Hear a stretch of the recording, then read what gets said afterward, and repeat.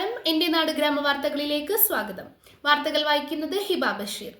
തളിക്കുളം ഗ്രാമപഞ്ചായത്ത് 2024-25 ജനകീയ ആസൂത്രണ പദ്ധതി പ്രകാരം തളിക്കുളം ഗ്രാമപഞ്ചായത്തിന്റെയും ബ്ലോക്ക് പഞ്ചായത്തിന്റെയും സംയുക്ത പദ്ധതിയായ അങ്കണവാടികൾക്ക് ചായം പദ്ധതി, അങ്കണവാടികൾക്ക് AC, സ്റ്റേഡിയോമീറ്റർ, വെയിങ് മെഷീൻ എന്നിവ വിതരണം ചെയ്തു.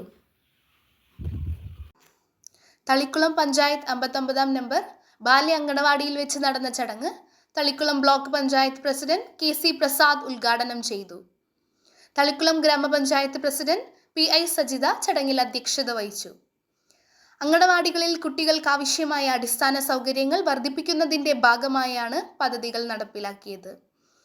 7 AC-യും 7 അങ്കണവാടികളിൽ ചായം പദ്ധതിയും 26 അങ്കണവാടികളിലേക്കും സ്റ്റേഡിയോമീറ്ററും വെയിങ് മെഷീനും വിതരണം ചെയ്തു.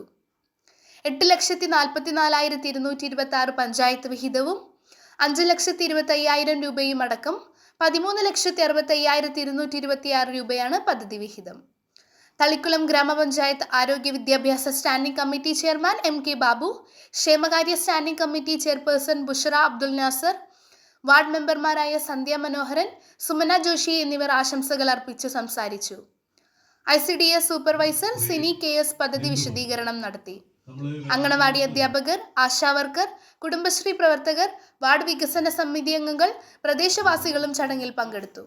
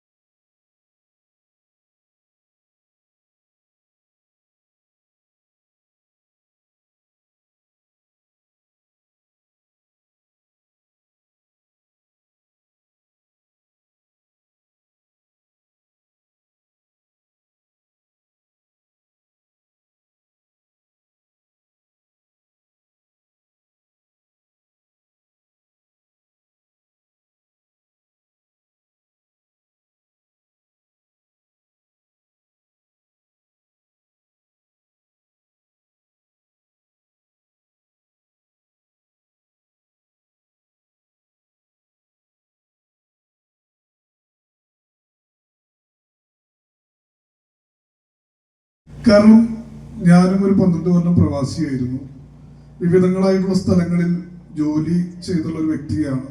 അപ്പം അതുകൊണ്ട് തന്നെ പല കാലാവസ്ഥയിലും നമുക്ക് നമ്മുടെ ശരീരത്തിന്, മനസ്സിന്, തൊഴിലിന് ഒന്നും ബാധിക്കുന്നതല്ല. അപ്പോൾ തീർച്ചയായിട്ടും ഇവിടെ AC ഇല്ലെങ്കിലും ഈ ഭൂപ്രകൃതി നമുക്ക് ജീവിക്കാനുള്ള ഒരുപാട് ഘടകങ്ങൾ മുമ്പുണ്ടായിരുന്നു. നല്ല മരങ്ങളുണ്ടായിരുന്നു, നല്ല കാലാവസ്ഥ, കിഴക്കും പടിഞ്ഞാറും പുഴയും കടലിനോട് ചേർന്ന നല്ല അന്തരീക്ഷം ഉണ്ടായിരുന്നു. നമുക്ക് നല്ല കെട്ടിടങ്ങൾ ഉണ്ടായിരുന്നില്ല, കോൺക്രീറ്റ് കെട്ടിടങ്ങൾ ഉണ്ടായിരുന്നില്ല, ഒക്കെ ഓലക്കെട്ടിടങ്ങളും കൂടിയാൽ ഓടിട്ട പെരയുമാണ് നമ്മുടെ കാലാവസ്ഥക്കനുസരിച്ച് നമ്മൾ താമസിക്കുന്നത്.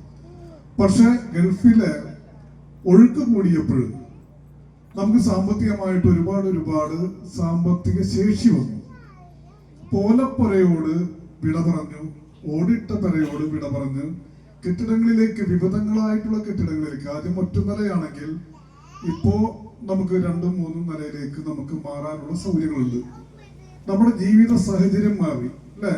നമ്മുടെ രീതിയിൽ പണ്ടത്തെ അംഗൻവാടികളിൽ നിന്ന് നിങ്ങൾക്ക് തന്നെ വലിയൊരു വ്യത്യാസം അംഗൻവാടികളിൽ കാണാനായിട്ട് സാധിക്കും. പ്രത്യേകിച്ച് ബിൽഡിങ്ങുകൾ, സ്വന്തമായിട്ട് ബിൽഡിങ്ങുകളുള്ള അംഗൻവാടികൾ, ഒപ്പം തന്നെ കളർഫുൾ ആയി കഴിഞ്ഞില്ല അംഗൻവാടികളൊക്കെ. ഇന്നൊന്ന് നമ്മൾ അങ്ങോട്ട് തിരിഞ്ഞു നോക്കി കഴിഞ്ഞാൽ ഒരുപാട് ചിത്രങ്ങളിലൂടെ അംഗൻവാടികൾ പുറത്തും അകത്തും ഒക്കെ ഒരുപാട് ചിത്രങ്ങളിലൂടെ നമുക്ക് വരച്ചു വെച്ചിരിക്കുന്നതാണ്. കുട്ടികൾക്ക് ഏറ്റവും കൂടുതൽ മനസ്സിലാക്കാനായിട്ട് കഴിയുക പറയുന്നതിനേക്കാൾ കൂടുതൽ ചിത്രരൂപേണയാണ്.